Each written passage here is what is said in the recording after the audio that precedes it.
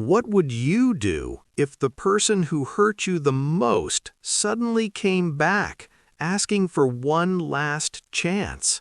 My name is Alex, and I am 28 years old, and I work as a computer repair technician in a small, quiet town where life moves slowly and nothing really changes. And every day I sit behind my workbench fixing broken laptops, replacing damaged parts, and trying to bring dead machines back to life. And maybe that is exactly why I chose this job, because deep inside, I have always carried a silent wish to fix something much more important, something invisible, something that has been broken inside me for years and never truly healed. I live alone now in a modest apartment above the shop where I work, and even though it is small and simple, it feels heavy sometimes because silence fills every corner of it. And that silence often reminds me of the past I'd tried many times to forget, but never really could. When I was 13 years old, my father disappeared without warning, without explanation, and without even a simple goodbye. And that moment became a turning point in my life because everything before it felt normal, and everything after it felt incomplete and uncertain. He was not a distant man before he left because he used to talk to me, laugh with me, and teach me small things like how to fix a radio or how to stay calm when something doesn't work the first time. And that is why his disappearance felt even more confusing, because nothing in his behavior suggested that he was planning to leave. One morning, I woke up and walked into the kitchen expecting to see him drinking his coffee like always, but his chair was empty, and the house felt strangely quiet. And when I asked my mother where he was, she avoided my eyes and simply said that he had to leave for something important. I asked where he went and when he would come back, but she didn't give me a real answer. And even at that young age, I could feel that something was wrong, something deeper than what she was saying. At first, I believed he would come back soon, because that felt easier than accepting anything else. So every day after school, I would sit near the front door or by the window, listening carefully for the sound of his footsteps, because I knew exactly how they sounded, slow and steady, like a rhythm I had memorized without even trying. Days passed and turned into weeks, and weeks slowly became months, and that familiar sound never returned. And little by little, hope started to fade, replaced by confusion and a quiet kind of pain that I didn't know how to express. One evening, I finally asked my mother again if he was coming back, and this time she paused longer than before, and for a brief moment I thought she would tell me the truth, but instead she told me to stop asking and focus on my life. And that answer, or lack of answer, stayed with me more than anything else. From that moment, something inside me changed because I stopped asking questions out loud, but inside my mind, the questions became louder and more constant, repeating themselves in different ways without ever giving me peace. Why did he leave? Was it something I did? Did he stop loving us? Was he ever coming back? As I grew older, those questions didn't disappear. They just became part of who I was, shaping the way I saw people and the way I interacted with the world. And slowly, I started to build walls around myself, because trusting others began to feel dangerous. At school, I kept my distance from everyone, and even when people tried to become my friends, I found reasons to push them away because I believed that getting close to someone only meant giving them the chance to leave and hurt you. The only thing I kept from my father was an old toolkit he had given me shortly before he disappeared. And he told me at that time that learning how to fix things would always be useful in life. And even though I didn't fully understand his words back then, they became meaningful later in a way he probably never imagined. I used those tools not only to repair small objects, but also as a way to feel connected to him, as if by using them I could keep a part of him alive in my daily routine, even though he was physically gone. Years passed, and life moved forward in a quiet and predictable way, and from the outside, everything looked normal. But inside me, there was always something unresolved, something unfinished that I carried with me everywhere I went. My mother never spoke about him again, and his name slowly disappeared from our home as if saying it would bring back something too painful to face. And over time, I learned to live with that silence, even though I never truly accepted it. One evening, after a long and exhausting day at work, I returned to my apartment feeling physically tired and mentally empty.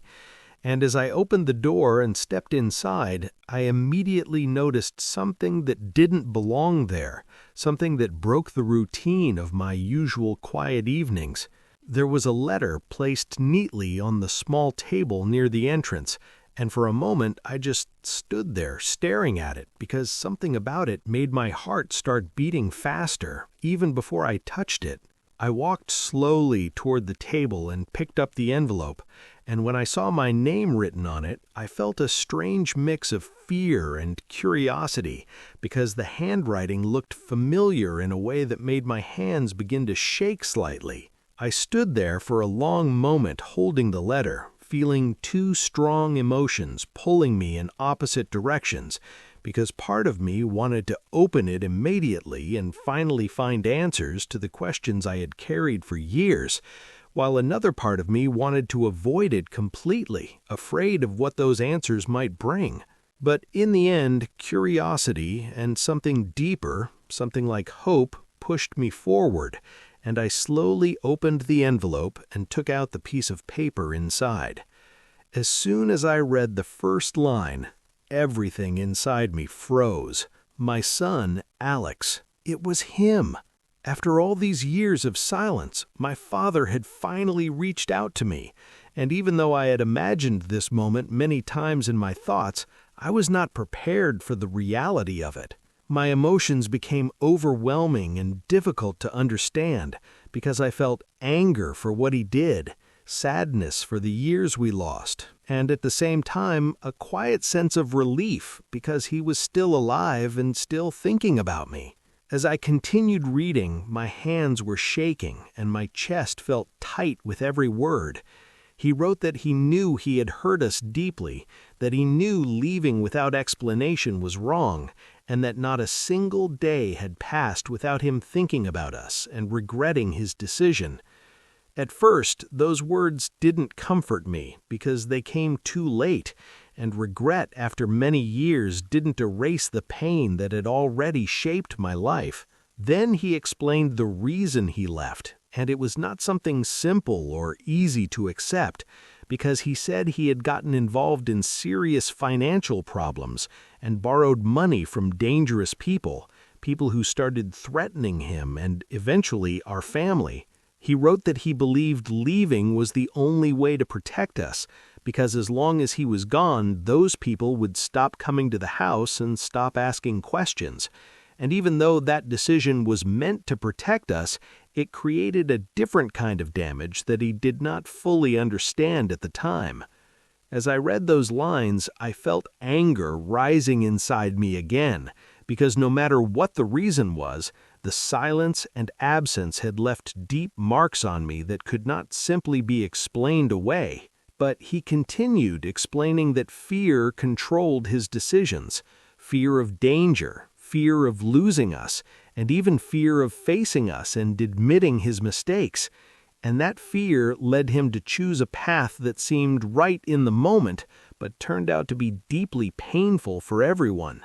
At the end of the letter, he wrote that he was not far from where I lived and that his health was not good, and he did not expect forgiveness, but he hoped I would come see him at least once so he could explain everything face to face. I sat down slowly and read the letter again and again, trying to understand what I was feeling, because my emotions were mixed and unclear, and nothing inside me felt stable or certain. That night I couldn't sleep because my mind kept returning to memories of him, the way he used to talk, the way he used to teach me small things, and the moment he disappeared and left everything behind without explanation. By the morning, even though I was not completely sure about what I wanted to do, I knew that ignoring the letter would only leave me with more questions and more regret, and I didn't want to carry that weight for the rest of my life. So I decided to go. The journey to the place he mentioned was not very long, but it felt endless because every step forward was filled with hesitation and uncertainty about what I was about to face. When I finally arrived at the address, I stood in front of the door for a long moment, trying to prepare myself, but I realized that there is no real way to prepare for something like this, something that carries years of pain and unanswered questions. I knocked on the door and waited, and after a few seconds, I heard slow footsteps approaching from inside, and then the door opened.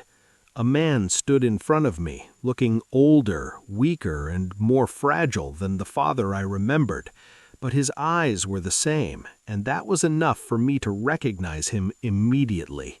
We stood there in silence for a moment, both of us unsure about how to begin, until he softly said my name, and hearing it from him after all these years felt strange and familiar at the same time. I stepped inside, and we sat facing each other, and even though my mind was full of questions, only one came out at that moment. "Why did you leave?" He looked down for a moment before answering, and then he said quietly that he was afraid and believed leaving was the only way to protect us, but he also admitted that he had made a mistake and that fear had led him to make the wrong decision. I listened without interrupting, and even though part of me was still angry, another part of me began to see him not just as the father who left, but as a human being who made a decision under pressure and fear. I told him that I couldn't forget the past, and his absence had changed me in ways he could never fully understand. But I also told him that carrying anger for so many years had become too heavy, and that I didn't want to live like that anymore. He didn't try to defend himself further, and he didn't ask me to forgive him again. He just listened quietly, and for the first time in many years, I felt like my voice mattered, like my pain was finally being heard. That meeting didn't fix everything, and it didn't erase the past or remove the pain completely, but it changed something small inside me, something important. I realized that understanding does not mean accepting everything that happened, and forgiveness does not have to come all at once, but letting go of some of the anger can be the first step towards healing. And sometimes even a small step like that is enough to begin moving forward, even if the past can never be fully repaired. Don't forget to subscribe to the channel and turn on notifications so you never miss a new video. Stay tuned for more useful and exciting content.